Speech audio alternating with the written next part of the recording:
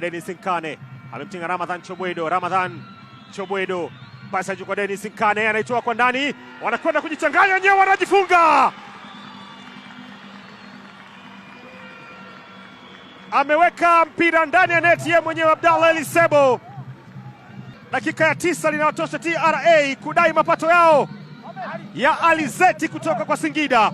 Analalamika Abdallah Eli kwamba alichezewa foul, lakini kwa mwamuzi Hansi Mabena kwake ni tukio la kawaida mno lililotokea. Dennis Nkane weka kwenye njia, akapita, akapewa tena mpira ambao kaleta kizaazaa ndani. Abdallah Elisebo kwenye kashikashi ile, ye mwenyewe anaweka ndani.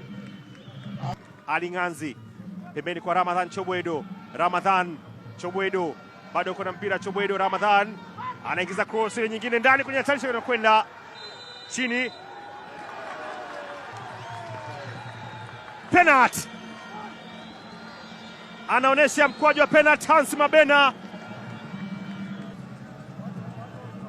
Chobwedo alijaza ile cross, lakini alisukumwa kutoka nyuma na Ande Kofi Dennis Nkane, na inafunikwa kwenye doti nyeupe ndani ya 18.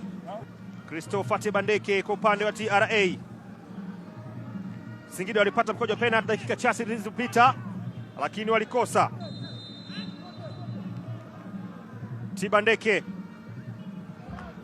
Christopher!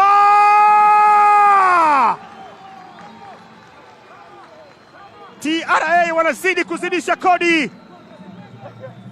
kwenye mafuta ya alizeti ambayo Singida wanayavuna.